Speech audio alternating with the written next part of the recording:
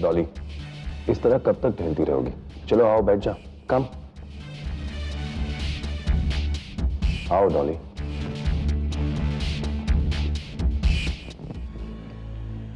रंजीत, जो तुमने प्लान बनाया वो तो बहुत अच्छा है, लेकिन सक्सेसफुल तो होगा ना? ऑफ कोर्स सक्सेसफुल होगा, जरूर होगा डॉली, तुम बस देखती जाओ।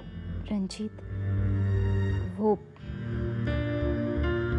पुलिस वाला कोई गड़बड़ तो नहीं कर देगा ना? डॉली, तुम हमेशा मनहूसियत भरी बातें क्यों करती हो? थोड़ा पेशेंस रखना सीखो ना। रंजीत, मैं पूरी कोशिश कर रही हूँ पेशेंस रखने की, लेकिन हम इतनी बार फेलियर देख चुके हैं कि अब मेरा भरोसा उठता जा रहा है। Relax Dolly, relax. रंजीत, किसी को शक तो नहीं हो जाएगा ना? सवाल ही नहीं पैदा होता डॉली।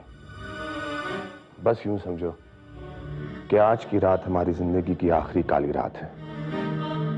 आज के बाद हमारी हर रात रंगीन होगी।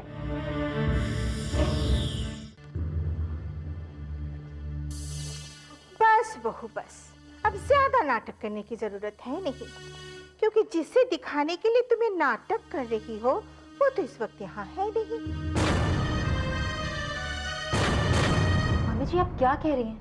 वाह वाह वाह, जरा शक्ल तो देखो, कितनी भोली लगती है, जैसे कुछ पता ही नहीं। मगर अब ज्यादा नाटक करने की जरूरत नहीं है, समझी? मम्मी जी, आखिर मैंने किया क्या है जो आप हमेशा मुझे इस तरह की बातें कहती रहती हैं? अब आ रही है तुम्हारे असली रंग। हाँ, मगर याद रख बहू, इन लट के झटकों से ज्यादा दिन तक मेरे बेटे को बेवकूफ नहीं बना सकती, समझी? कल मौका मिलते ही जाकर गिर गई मेरे बेटे के बाहों में, बेशर्म कहेगी। मम्मी जी बस, हद होती है किसी बात की। ये तो मैं पहले से ही जानती थी कि मैं जब से इस घर में आई हूं आपको कभी पसंद नहीं आई थी। वहां पर तेल गिरा हुआ था और इस वजह से मैं फिसल गई थी, और अब तो मुझे लगता है कि वहां जानबूझकर तेल गिरवाया गया था। तुम मुझ पर इल्जाम लगा रही हो? नहीं मम्मी जी, मैं आप पर कोई इल्जाम नहीं लगा रही हूं। मैंने तो अभी तक किसी का नाम भी नहीं लिया। बस मैं इतना कहना चाह रही हूं कि वहां पर तेल जानबूझकर गिराया गया था। और वैसे आप इतनी पसीने पसीने क्यों हो रही हैं? इतनी घबराई हुई लग रही हैं। मैं? नहीं नहीं, मैं क्यों घबराऊंगी? मैं तो तुमसे पहले भी नहीं घबराती थी और अब भी नहीं घबराऊंगी। लेकिन ध्यान से सुन लो, ये आखिरी चेतावनी है, मेरे बेटे से दूर रह। मम्मी जी, आप अपने बेटे की मां हैं, लेकिन मैं आपके बेटे की पत्नी हूं। शादी के वक्त साथ फेरे लेते समय आपके बेटे ने मेरी रक्षा करने की कसम खाई थी, और ये तो उनका फर्ज है कि वो मुझे बुरे लोगों से बचा कर रखें। अच्छा, बेहतर यही होगा मम्मी जी कि ना आप अपनी मर्यादा भूलें और ना मैं अपने संस्कार, क्योंकि अगर मैं एक बार अपने संस्कार भूल गई तो फिर वो किसी के लिए भी अच्छा नहीं होगा। आप समझदार हैं, समझ गई हूं।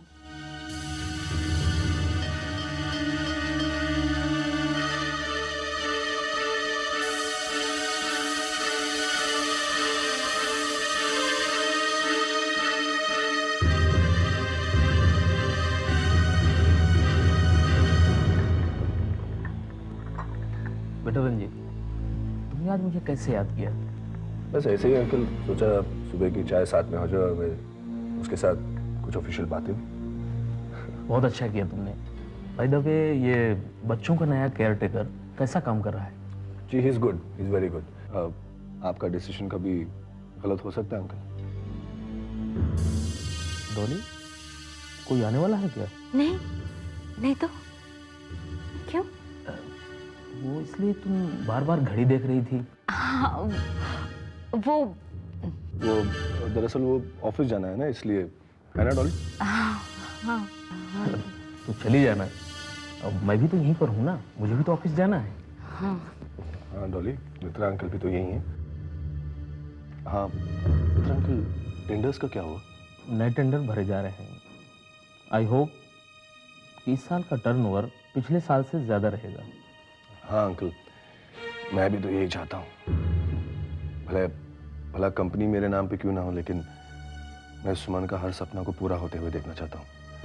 मित्तल कंस्ट्रक्शंस को इंडिया की टॉप कंस्ट्रक्शन कंपनी में देखना चाहता हूँ। तुम्हारी सोच बहुत अच्छी है रंजीत, वो एक दिन जरूर पूरी होगी। वो अंकल, काश सारा कंट्रोल रंजीत के हाथ में होता तो हम सुमन के सपने बहुत जल्द पूरे कर पाते। डॉली, हमें बस उतना ही करना चाहिए जितना कानून हमें इजाजत दे, है ना अंकल? राइट बेटा। मिस्टर रंजीत, मुझे आपसे कुछ बात करनी है। इंस्पेक्टर साहब। इंस्पेक्टर साहब, क्या बात है? ये कुछ चीजें हैं, जरा देखिए ना, आप पहचानते हैं क्या?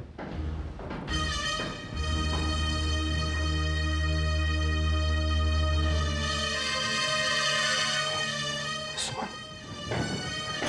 सुमन, नहीं, नहीं, तो सुमन के मित्र अंकल देखे ना, ये तो सुमन के है। नहीं, नहीं, ऐसा नहीं हो सकता, ऐसा नहीं हो सकता। सुमन तुम नहीं मर सकती, सुमन तुम नहीं मर सकती। तुम मुझे छोड़ के ले जा सकती सुमन, तुम नहीं मर सकती।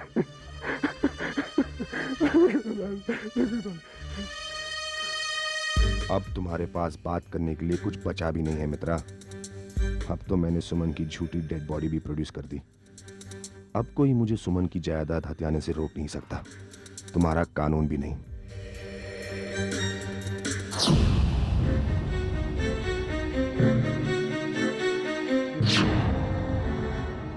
इस डेड बॉडी का चेहरा है, इससे मैं क्या कोई भी पहचान नहीं सकता, पर मुझे तो इससे सुमन की बॉडी कहना ही होगा।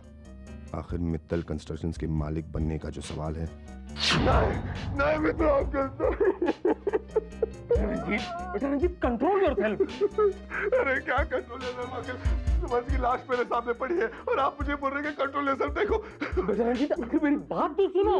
अरे क्या बात सुनो अंकल, आप सुमन मेरी वापस कभी ले आएगी, मेरी सुमन वापस कभी ले आएगी। बेटा रंजीत, तुम तब से क्या बकवास किए जा रहे हो? हाँ, बकवास, बकवास नहीं तो और क्या? अरे सुमन की बॉडी नहीं है। बकवास तो तू कर रहा है, मेरे इतने अच्छे प्लान को चौपट करने पर तुला हुआ है।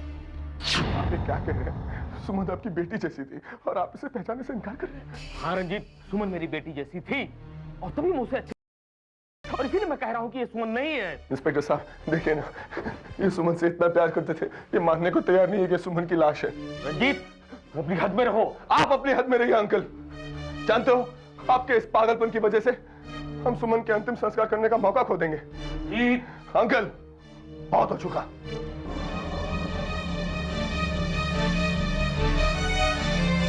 मेरे पत्नी का ये हक बनता है कि इसका अंतिम संस्कार इसका पति करे, तभी इसकी आत्मा को शांति मिलेगी और मुझे उसकी प्रॉपर्टी।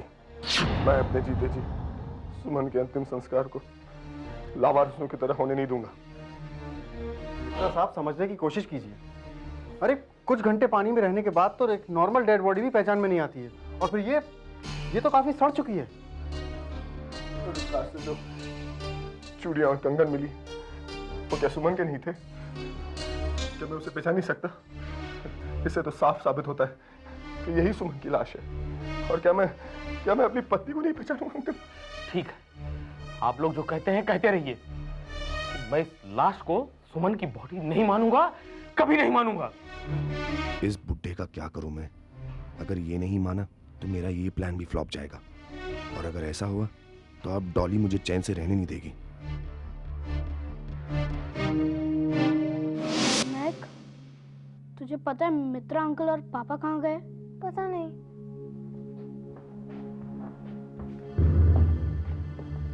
मैं बताती हूँ। हालांकि बात बहुत दुख की है, लेकिन अब ज्यादा दिन मैं तुम लोगों से छुपा भी नहीं सकती।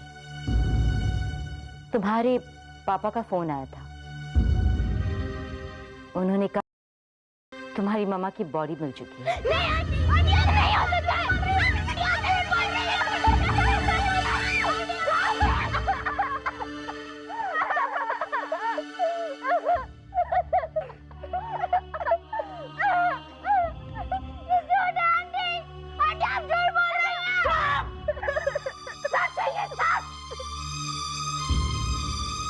अब तो उसकी बॉडी भी मिल गई। ये तो इनकी बहुत बड़ी साजिश लगती है। सुमन बेटी तो जिंदा है, फिर इन्हें उसकी डेड बॉडी कहां से मिल गई? मुझे तुरंत सुमन बेटी को इस बारे में बताना होगा। डॉक्टर साहब, चोट ज्यादा गहरी तो नहीं? बिल्कुल नहीं, मैंने मलहम और दवाइयाँ दे दी हैं। 1-2 बार लगाने से ही सूजन चली जाएगी। मिसेस श्रॉफ, आप बहुत खुशकिस्मत हैं कि आपको इतना प्यार करने वाला पति मिला। कल रात से फोन पर फोन कर रहे थे मुझे, बहुत परेशान थे। Okay mister Sanjay. ओके जी,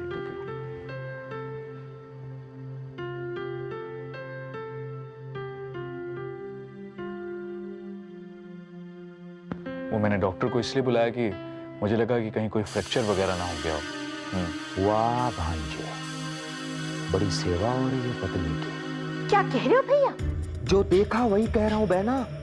अगर यही सब कुछ चलता रहा ना तो न जाने हमें क्या क्या देखना पड़ेगा। नहीं, कुछ नहीं होगा, ऐसा कुछ भी नहीं होगा। बहना, दुनिया तुम्हारे कहने से उल्टा नहीं घूमने लगेगी। अरे प्रीत की जो रीत है वही होगा। बारूद और चिंगारी को पास पास रखोगे ना तो धमाका तो होगा ही बहना। ठीक है, तो फिर आज फैसला होकर ही रहेगा। देखती हूँ संजय किससे ज्यादा प्यार करता है, मुझसे या अपनी बीवी से।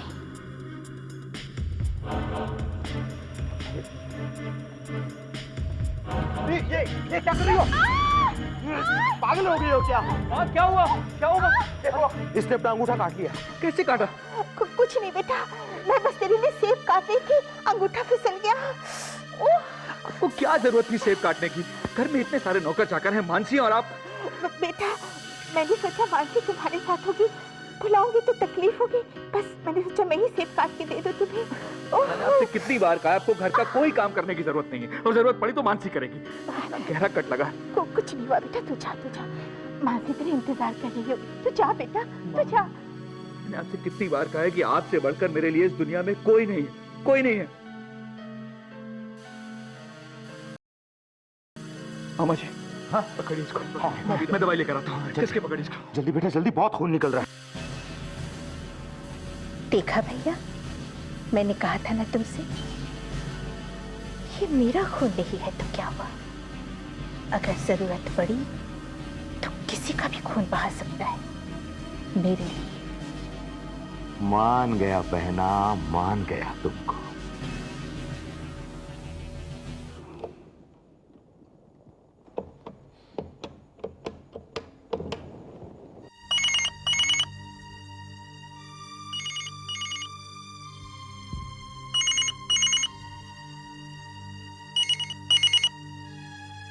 बेटी फोन उठाओ, तुम्हें बहुत जरूरी बात बतानी है।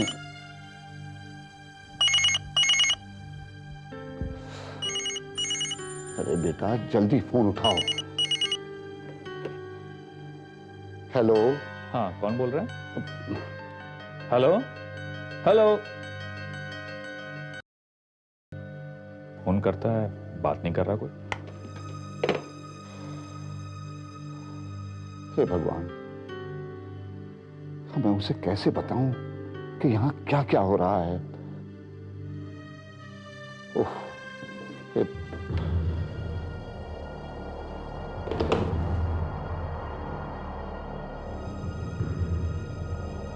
माधव काका, साहब, आप लोग यहाँ? क्यों, अपने घर में घूम फिर नहीं सकते? जी नहीं, वो तो मैंने ऐसे ही पूछ लिया था। ये फोन किससे कर रहे थे तुम? वो जी अपने भतीजे को, वो यही मुंबई में ही रहता है। ये घर का फोन है, पीसीओ नहीं। आगे से ध्यान रखिएगा। जी। जाइए, बच्चों को संभालिए। एक तो दूसरे की जायदाद पर कुंडली मारकर बैठी हुई है और ऊपर से रौब झाड़ रही है। सही कहते हैं, जितना छोटा इंसान उतना ही बड़ा उसका अहंकार। ऐसे क्या देख रहे हैं? आपने सुना नहीं मैंने क्या कहा? जी जाइए। जी मैम साहब।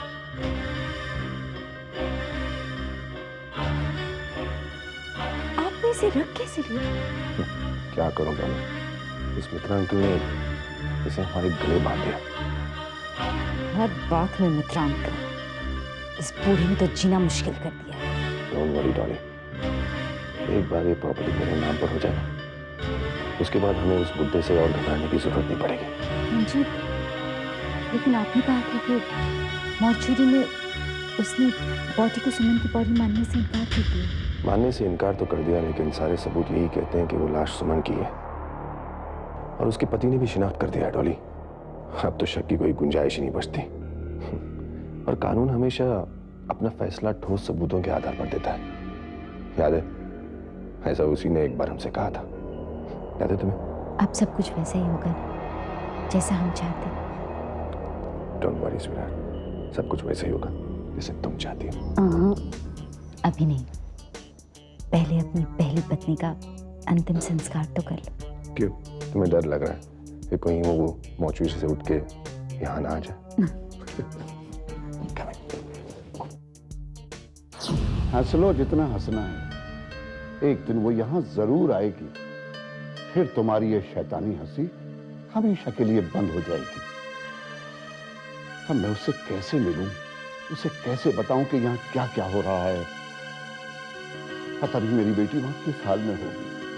हे भगवान, उसकी वहां रक्षा करना। संजय बुरा इंसान नहीं है। मैंने उसकी आंखों में बहुत प्यार देखा है, वो प्यार जो असल में मानसी के लिए है। लेकिन कभी कभी मैंने उस प्यार की जगह नफरत को भी देखा है। कोई इंसान एक ही समय पर किसी से प्यार और नफरत दोनों एक साथ कैसे कर सकता है? मम्मी जी संजय के सामने मुझसे बहुत प्यार जताती हैं, लेकिन संजय के हटते ही उनकी नजरों में भी बदलाव आ जाता है। कोई बहुत बड़ा राज छिपा हुआ है सबके पीछे। क्या हुआ था मानसी के साथ? किसने उसकी कार के ब्रेक फेल किए होंगे और उसके पीछे उसका क्या मकसद रहा होगा?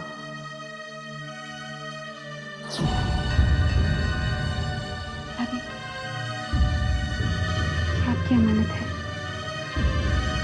मेरे पास थी। आप डायरी लिखा करती थी, इसमें आपकी बहुत सारी बातें हैं। आप पढ़ेंगी तो शायद आपको सब कुछ याद आ जाएगा।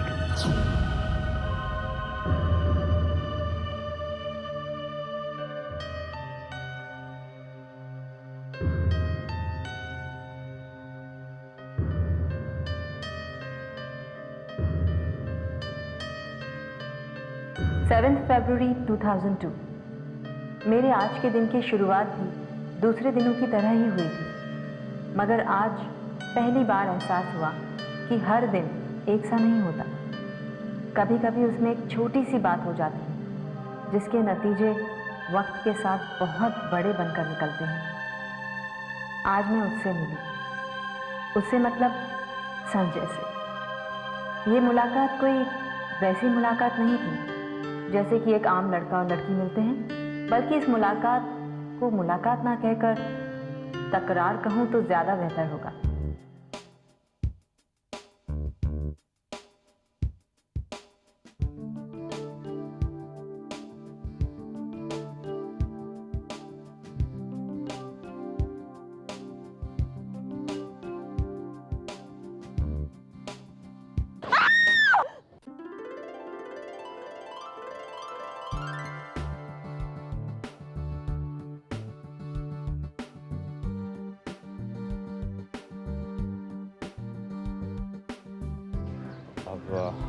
I'm sorry. What sorry? अगर मैं गाड़ी के नीचे आ गई होती तो? मगर आई तो नहीं ना। अब जो नहीं हुआ उसके बारे में क्या सोचना? वो सोचो जो हो सकता है। What do you mean? मतलब अगर आप यूं ही मुझसे लड़ती रहेंगी तो आप लेट हो जाएंगी, और मैं जानता हूं कि आप ऑलरेडी बहुत लेट हो चुकी हैं, right? Oh my God! You know, यहाँ कोई रिक्शा भी नहीं मिल रहा है। यहाँ पे आसानी से कोई रिक्शा खाली मिलेगा भी नहीं। तो फिर हाँ, इस रोड पर लिफ्ट आसानी से मिल सकती है। No, thank you. Okay, as you wish. हाँ, नेक्स्ट टाइम जब भी आप रोड क्रॉस कीजिएगा तो अपनी गर्दन दाएं बाएं घुमाकर जरूर देख लीजिएगा, इससे ब्लड सर्कुलेशन भी अच्छा रहता है। Okay, bye, see you.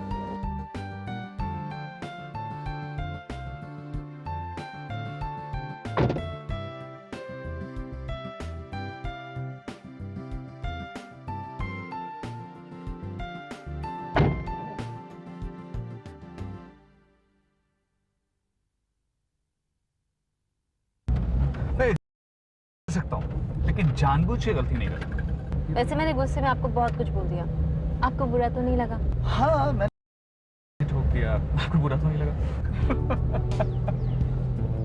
You know, ताली हमेशा दोनों हाथों से बजती है। अगर एक गुस्सा करे और एक चुप हो जाए तो ताली आगे नहीं बढ़ती, ऐसा मेरी माँ कहती है। लेकिन सचमुच ऐसा होता है? हाँ, होता है। अगर ऐसा नहीं होता तो आप इस वक्त मेरे साथ भी नहीं होती, और वो बहुत बुरा होता। और जानती हो मेरी माँ और क्या कहती है? वो कहती है कि गाड़ी धीरे चलाए, उसको हमेशा लगता है कि मेरा एक्सीडेंट हो जाएगा। बहुत प्यार करती है मुझसे। भाई इकलौता बेटा जो। अरे मैं एक जरूरी बात तो आपसे पूछना भूल ही गया। क्या? यही कि आपका नाम क्या है? इतनी देर बोर करने के बाद इसे नाम जानने की कैसे सोच गई? आपने अपना नाम नहीं बताया। जी मेरा नाम माँ, ये भी कोई नाम हुआ? जी नहीं, मेरा नाम माँ नहीं, मानसी है। वाह, क्या कमाल की बात है, इसमें भी माँ है, मानसी, है ना कमाल की बात? कहीं मैं आपको अपनी माँ की बातें बता बता कर बोर तो नहीं कर रहा हूँ, हैं? नहीं नहीं, बिल्कुल नहीं। You know, जब आप मेरी माँ से मिलेंगी ना तो आपको पता चल जाएगा कि मैं अपनी माँ की इतनी बातें क्यों करता हूँ। अच्छा, वैसे आपका नाम क्या है? संजय। Sanjay, nice name. मेरी माँ को भी ये नाम बहुत पसंद है, बड़े प्यार से रखा था उन्होंने। जी।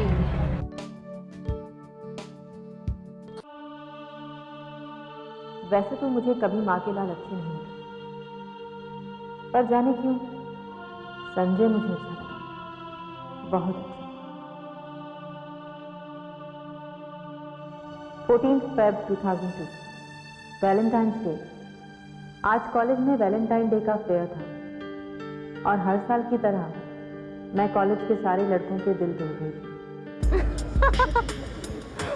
Will you be my Valentine? Maybe next time. Please. जरूर, लेकिन अगले जन्म। क्या आप मेरी वैलेंटाइन बनना पसंद करोगे? जरूर भैया।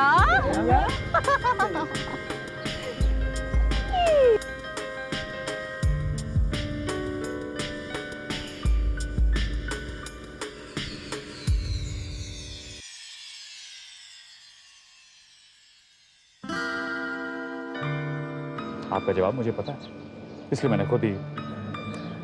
ये भी मम्मी ने सिखाया है, खुद ही सवाल करो और खुद ही जवाब दे दो। वेल, मुझे लगता है आपको उनसे मिलवाना पड़ेगा। मानसी, मैं ये वैलेंटाइन डे वगैरह तो ज़्यादा जानता नहीं, इतना ज़रूर जानता हूँ कि ज़िंदगी में पहली बार किसी लड़की से ये कह रहा हूँ कि मुझे अपने घर ले चलो, मैं तुम्हारे मॉम डैड से मिलना चाहता हूँ, और मेरे घर चलो, मैं तुम्हें अपनी माँ, पापा और बहन से मिलवाना चाहता हूँ। जी, मेरी तो कुछ समझ में ही नहीं आ रहा था, कितनी सादगी के साथ संजय ने अपने दिल की बात मुझसे कह दी। मैं और संजय हर रोज मिलने लगे और पता भी नहीं चला कि कब मुझे संजय से प्यार हो गया। और फिर एक दिन हमने अपने बड़ों के आशीर्वाद से अपने नए जीवन की शुरुआत की। मैं शादी करके हमेशा के लिए इस घर में आ गई।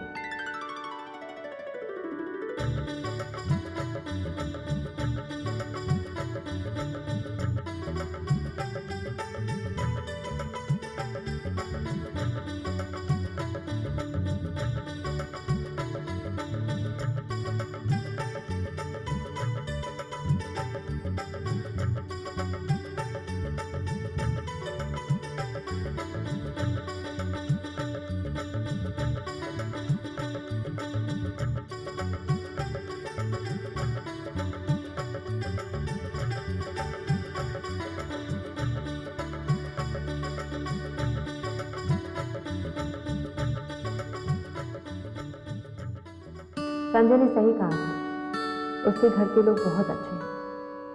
पापा ने तो पहले ही दिन मुझे ये कह दिया कि आज से मैं उनकी बहू नहीं, बेटी हूं।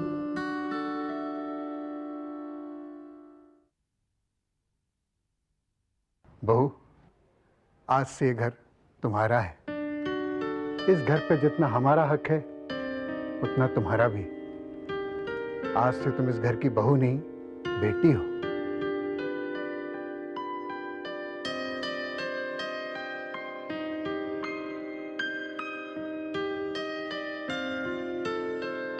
मार्च 2002 माँ मेरा बहुत ख्याल रखती थी।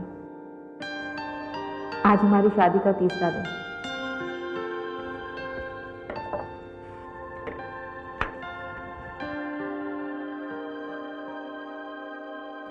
ये क्या? तुम किचन में क्या कर रही हो?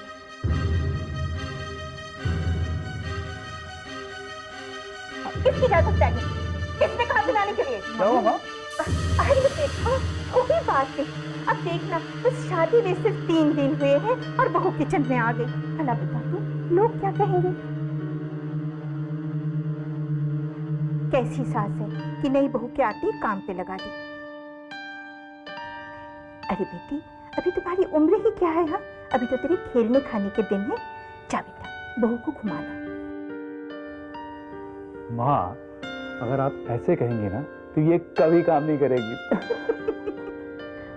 नहीं मम्मी जी, प्लीज आज का खाना मुझे बनाने दीजिए ना। वाह वाह, क्या बात है, क्या बात है, बिल्कुल सही बोला। बहना, अगर बहू खाना बनाना चाहती है तो बनाने दो ना, इसे भी अपने अरमान पूरे करने दो। चलो। देखो, मैं वहां गया था तो उन्होंने कहा है कि शाम को मिलेंगे।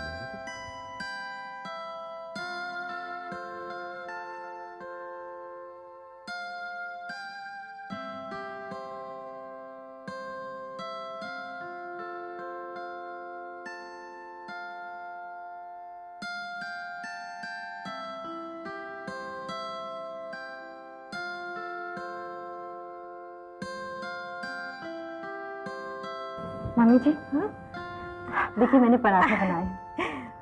अच्छा, खा के देखिए ना। हाँ देखती हूँ बेटे, बहुत गर्म है। आप कहें तो मैं मूली के पराठे बनाऊँ? यही ठीक है, बहुत बड़े हैं। बस आप नमक देख लीजिए। हाँ देखती हूँ।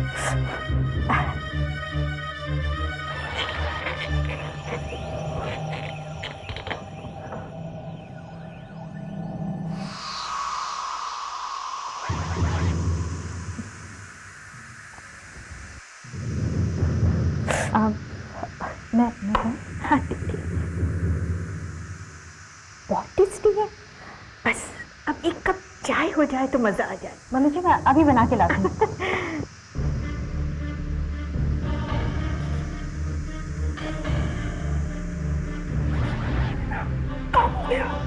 छोड़ो इसे।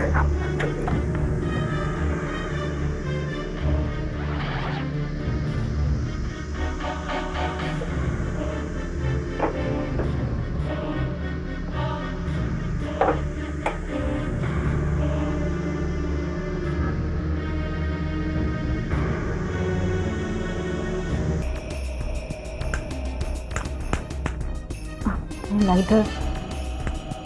भैया, भैया, अरे काम होंगे तो बताओ। क्या हुआ? पटाखा क्यों नहीं हुआ? भाभी, हाँ क्या कर रहे हो आप? मम्मी जी के लिए चाय बनानी थी और देखो ये लाइटर काम ही नहीं कर रहा है। आती छोड़िए, भैया ने आपको रूम दिया। ये चाय बना के जाती हूँ। मैं बनाती हूँ ना, ठीक है? अच्छा ठीक है, लेकिन ये काम नहीं कर रहा तो माचिस प्लीज देकर। ओके।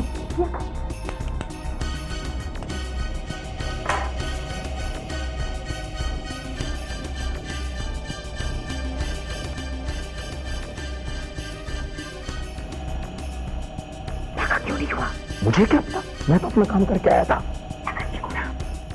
क्या क्यों नहीं हो रहा है? हाँ, मुझे कह रही हो, तुम जाकर क्यों नहीं देख लेती? नहीं बाबा जी।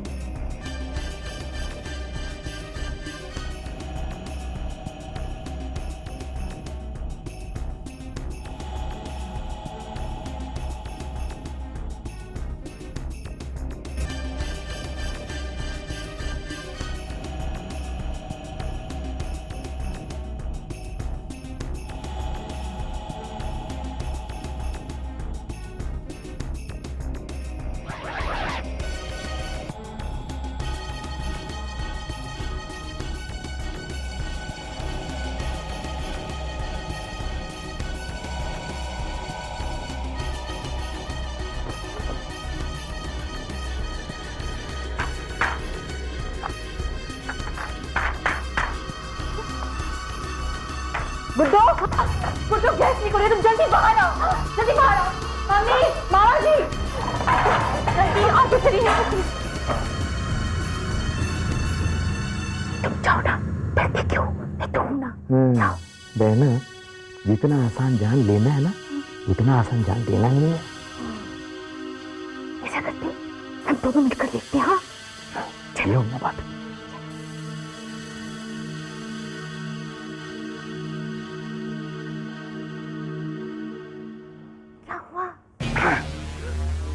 भी फेल हो गया।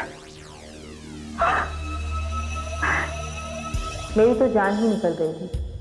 एक पल में कितना बड़ा हादसा हो सकता था, पर शुक्र है भगवान का कि कुछ नहीं। सबसे ज्यादा शोर मम्मी जी ने ही मचाया। उन्होंने सभी नौकरों को भी बहुत डांटा, पर गुड्डू मुझसे बार बार यही पूछ रही थी कि अचानक पाइप निकल कैसे गया। मेरी तो कुछ समझ नहीं आ रहा था।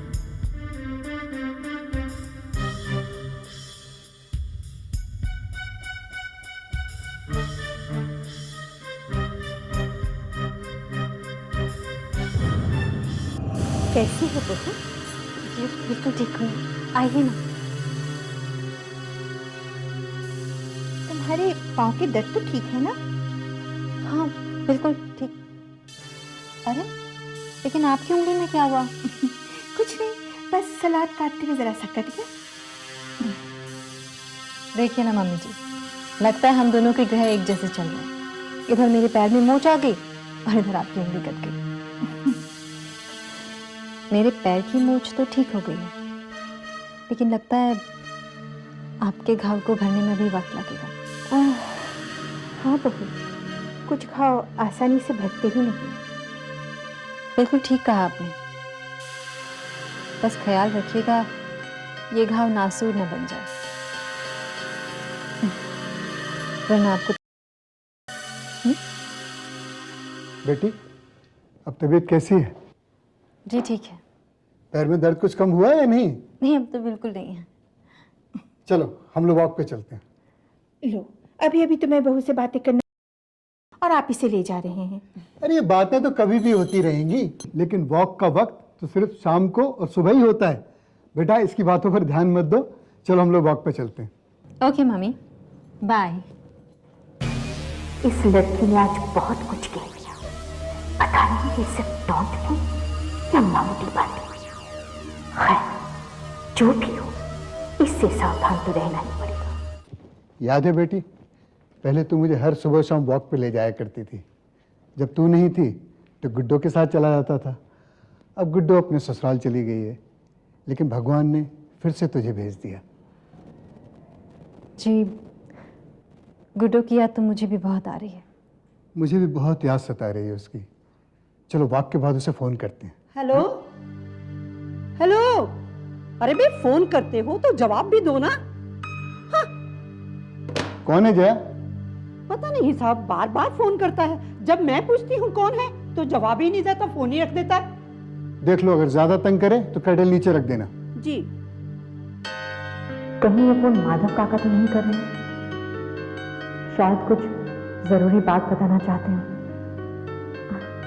मैं भी तो वहां बार बार फोन नहीं कर सकती। जी सही सुना आपने।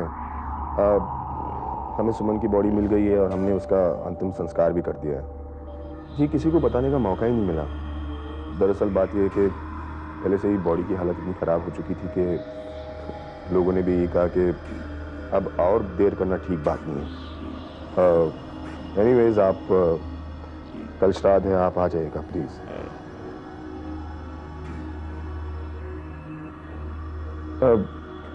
जी अंकल, अब मैं क्या बोलूं, भगवान की मर्जी के आगे अब किसी की कमी चली है।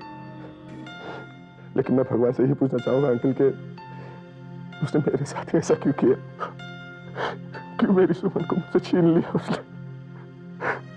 जी अंकल, जी थैंक यू। जी अंकल, आप कल आ जाइएगा। Thank you uncle. अरे मित्रा अंकल, आप आइए ना। आइए मित्रा अंकल, आइए। अच्छा हुआ आप आ गए, मैं तो मैं खुद आपके पास आने वाला था। कुछ काम था? ये कैसी बात कर रहे हैं आप अंकल? अंकल देखिए, अगर गुस्से में मैंने आपसे कुछ गलत कह दिया हो तो प्लीज मुझे माफ कर दीजिएगा।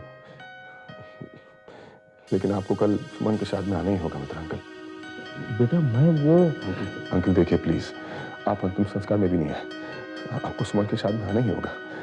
अंकल वो आपकी बड़ी इज्जत करती थी, अगर आप आएंगे तो उसकी आत्मा को शांति मिलेगी। Uncle please, uncle please please मेरी बात मान लीजिएगा।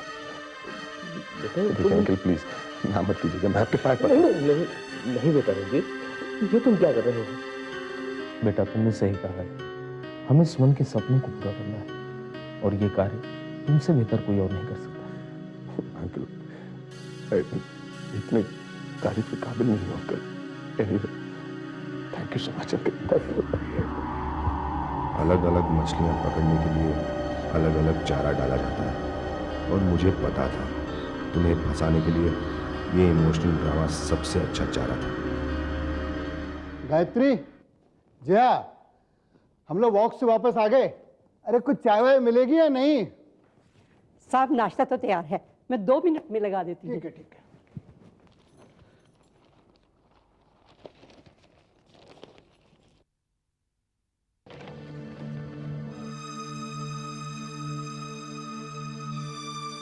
अरे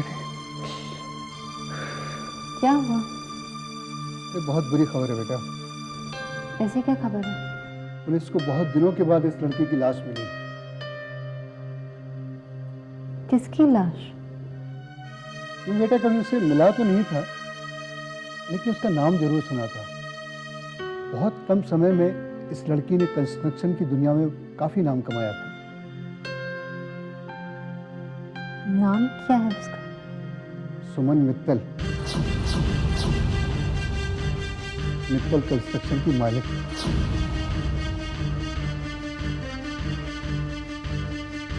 मैं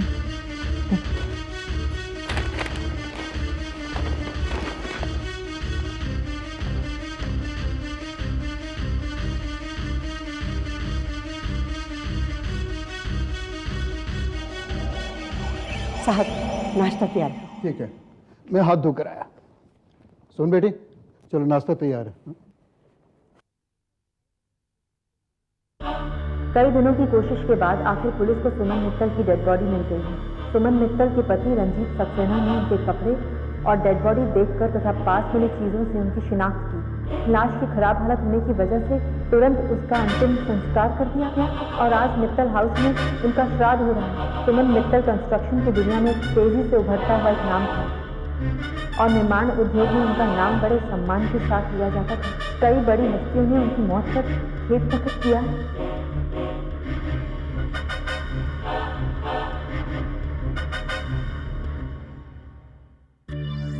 ये सब क्या हो गया? रंजीत ने कितनी आसानी से साबित कर दिया कि मैं मर चुकी हूँ। अब तो सारी प्रॉपर्टी का वही मालिक बन बैठेगा। मैं कैसे प्रूव करूं कि मैं ही सुमन मित्तल हूं और जिंदा हूं? कैसे?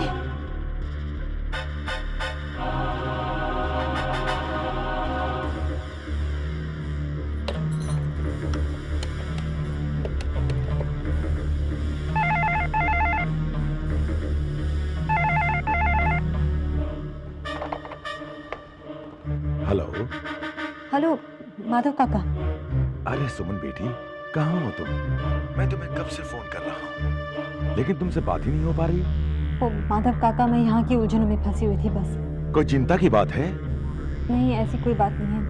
चिंता वाली बात तो वहाँ है। अरे सुमन बेटी, यहाँ इस राक्षस ने तुम्हारे को मुर्दा करार दे दिया है और न जाने किसकी लावारिस लाश लाकर तुम्हारी बता रहा है, क्योंकि ड्रामा कर रहा है और लोगों की सिंपैथी हासिल कर रहा है। जानती हूँ माधव काका, सब। हाँ, आज यहाँ तुम्हारे नाम का श्राद्ध भी मनाया जा रहा है। माधव काका, मैं वहाँ पहुँच रही हूँ। यहाँ? हाँ माधव काका, मैं खुद अपनी आंखों से रंजीत और डॉली की इस घिनौनी हरकत को देखना चाहती हूँ। लेकिन बेटे अब। काका, मैंने कहा ना, मैं पहुँच रही हूँ। ये सुबह सुबह किससे मिलने की बात? स्वधाइभ्यः स्वधा नमः। पितृभ्यः स्वधाइभ्यः स्वधा नमः। प्रीतामहेभ्यः स्वधाइभ्यः। पितृभ्यः स्वधाइभ्यः स्वधा नमः। प्रीतामहेभ्यः पितृभ्यः स्वधाइभ्यः स्वधा नमः। हाथ में पुष्प रखिए। जजमान, अब अपने पत्नी को याद करके उसके नाम का तर्पण कीजिए।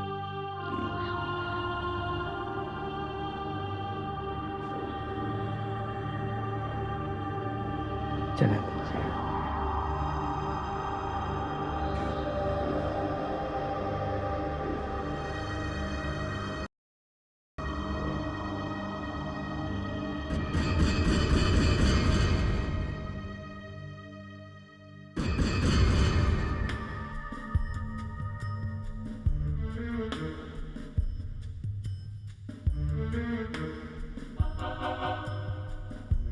पंडित जी, अब सुमन की आत्मा को शांति मिल जाएगी ना? श्राद्ध करने के पश्चात पिंडदान करने से मृतक के आत्मा को अवश्य शांति मिलती है। मैं जिंदा हूँ और मेरी आत्मा को तब तक शांति नहीं मिलेगी जब तक मैं तुम दोनों को तुम्हारे किए की सजा नहीं दिलवा देती।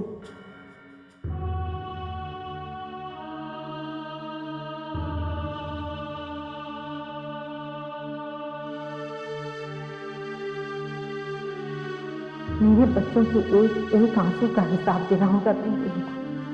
स्वधाइभ्यः स्वधा नमः। पितृभ्यः स्वधाइभ्यः स्वधा नमः। प्रीतामहेभ्यः। मुझे रो मत रो बेटा।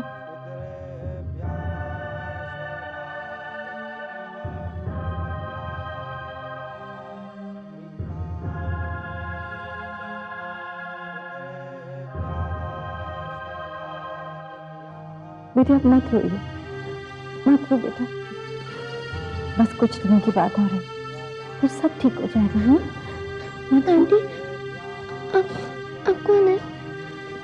बेटा मैं। आंटी, आपने बताया नहीं आप कौन है? मैं मानसी,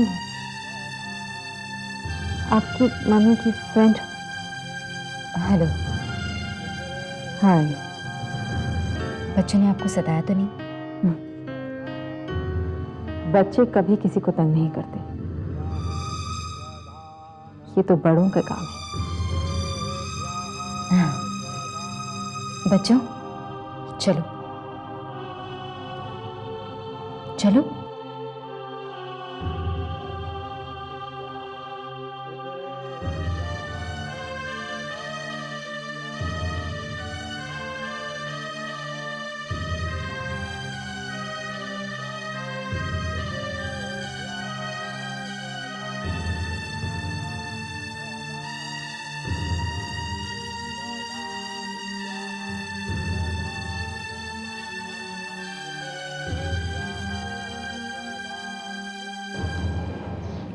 देख लिया बेटी इस राक्षस का पाखंड।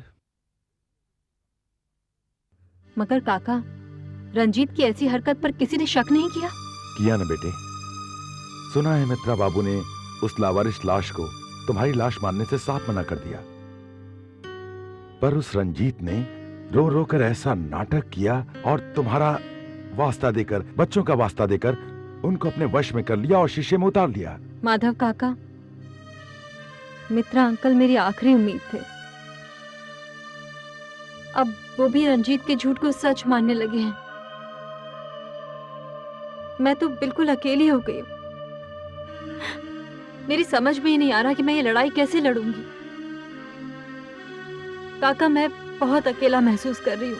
ऐसा नहीं सोचते बेटे, सच तुम्हारे साथ है और जिसके साथ सच होता है उसके साथ भगवान होता है।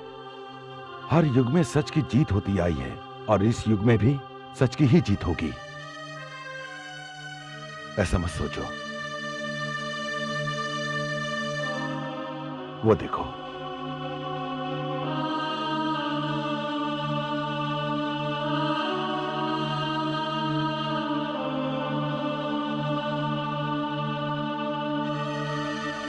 बेटे तुम्हें यहां रुकना होगा।